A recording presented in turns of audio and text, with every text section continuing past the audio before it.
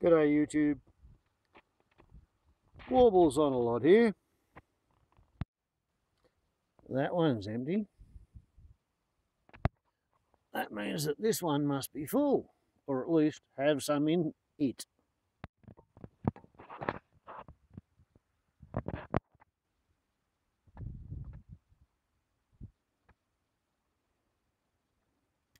Far we go. 750mm long necks. And so, welcome to a malt liquor video.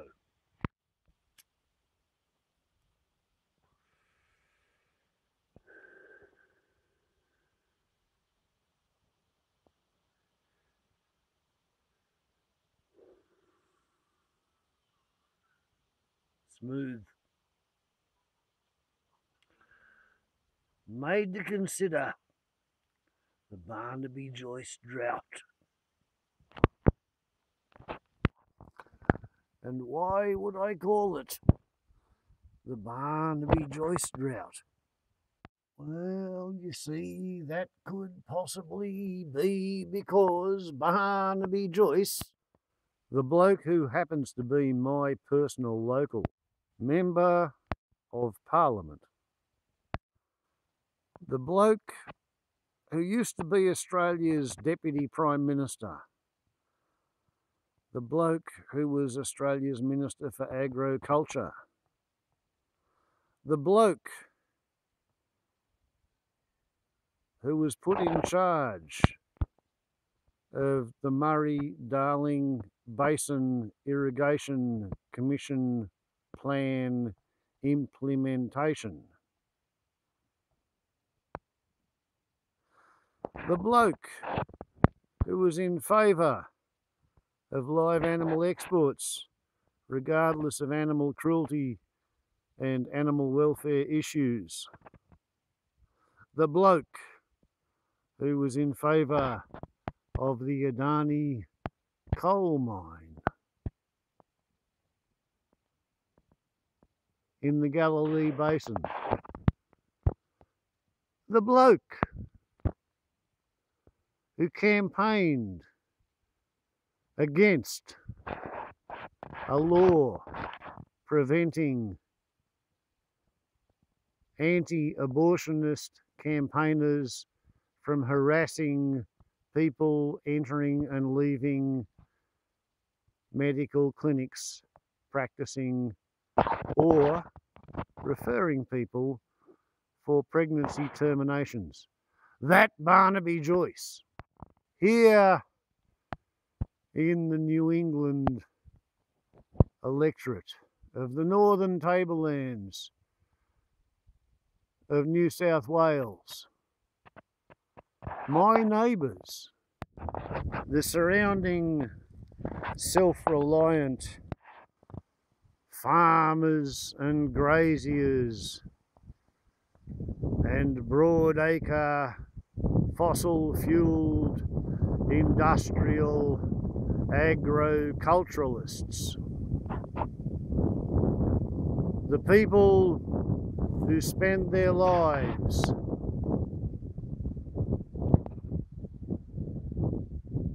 trying to exploit the Australian environment in order to over-harvest and thereby make a profit by sending the surplus to market.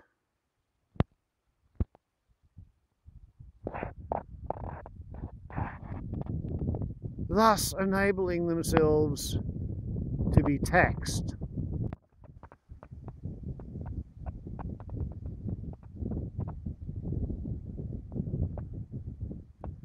Upon the result of the sweat of their brow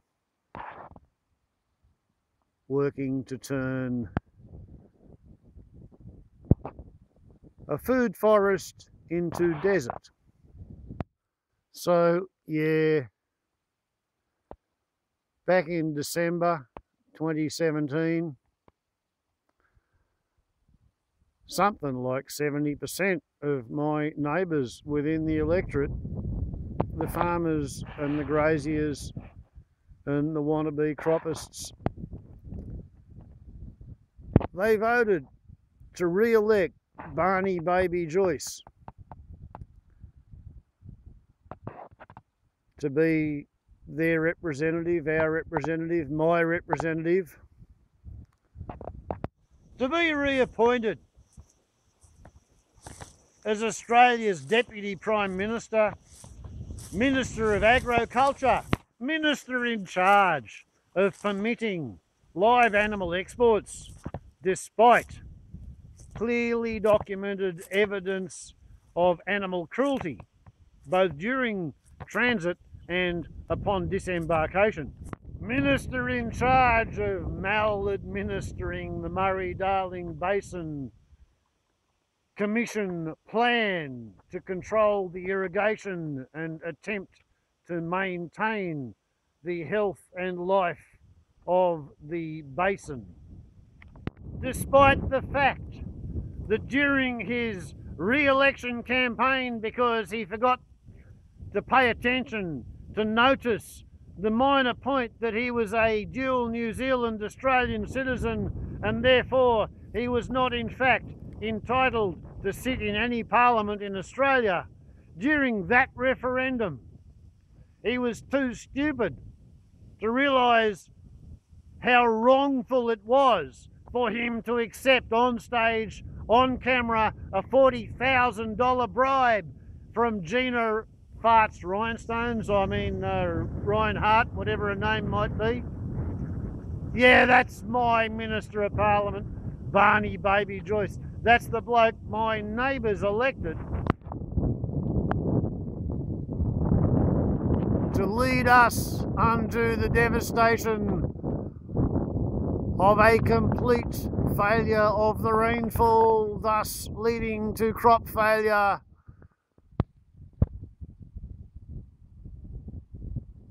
and economic collapse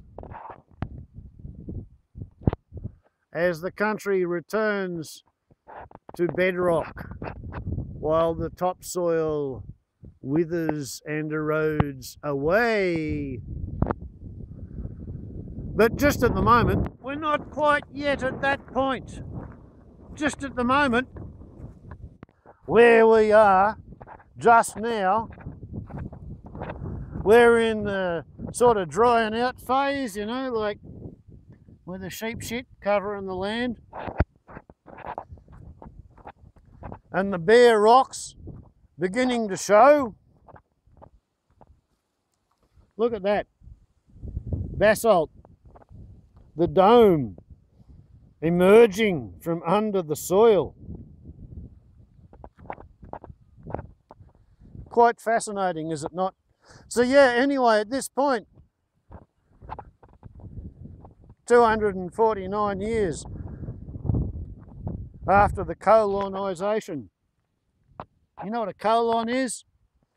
It's a muscular tube with a mucus lining filled full of shit.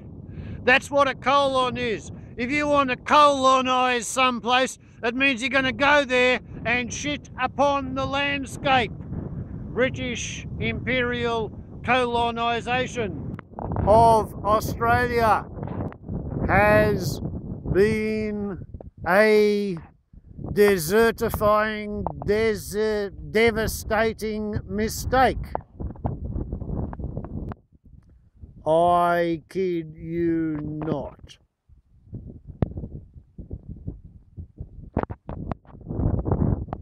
By this point in time, the last day in June 2018, we should have had something like 400 to 500 millimetres of rain.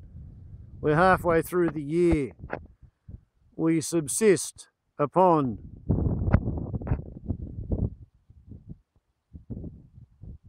$800 to $1,000 millimetres per year, so 900 is kind of average.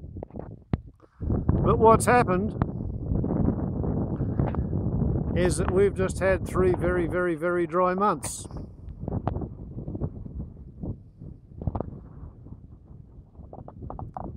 The countryside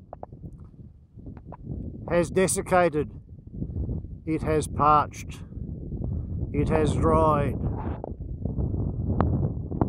of the thirst.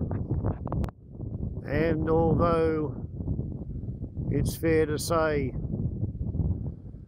that the drought kinda, sorta stops at the fence line,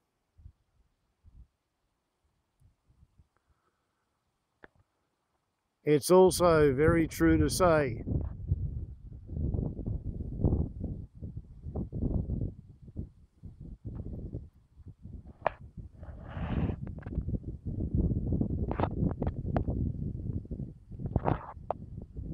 that if you pay rates on the land, if you are responsible for everything alive upon the land, then you own the fuel. And that means you own the bushfire risk, the fuel hazard. So, there you see the canopy line with the trees being more or less green on my side of the fence. And once you get out here, everything is going brown and dry, getting ready to drop its leaves to provide some kind of a cover upon the ground to shade its roots against the heat of the spring that's going to come in 2 months' time. Because right now, we're only 1 month into winter.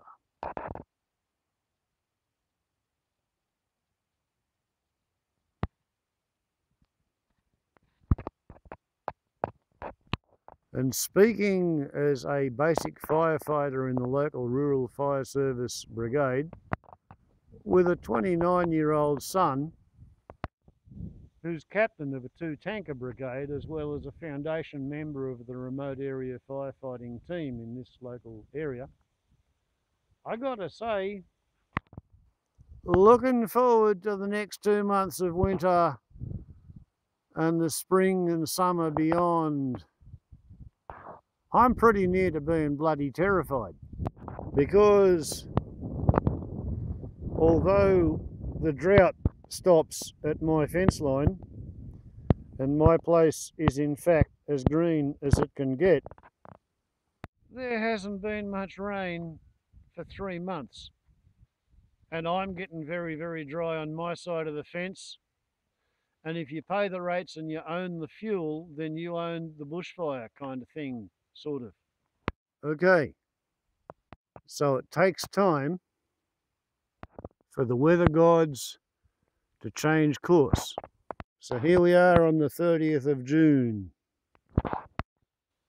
And back in December last year, when everything was green, my neighbours voted for Barnaby Joyce to go back to Parliament and be our local representative, Deputy Prime Minister, Minister for Agriculture. And for those of you who may be numbers freaks, here's what we got. 61.75 millimetres of rain, which is 247 points. 0.75 millimetres of dew, which is 3 points. Total 62.5 millimetres, which is 250 points at 1 tonne per point per acre, equals 2,500 tonnes of water on the 100 acres that I pay rates on. Below that, 25,000 tonnes of water. Should I say rugby? February, 75 millimetres, 300 points of rain, 1.55 millimetres of dew, 6.2 points. 76.55 millimetres, 306.2 points, 30,600 tonnes of water. Fell down from the sky. March, 7,200 tonnes of water. April, 6,440 tonnes of water. May, there was more dew than there was rain, 2,360 tonnes of water. And here in June, 3,580 tonnes of water for the whole month. So maybe we're on the upswing. But on the year to date, 7% of the entire precipitation has been from the dew, and we're running behind. Ciao.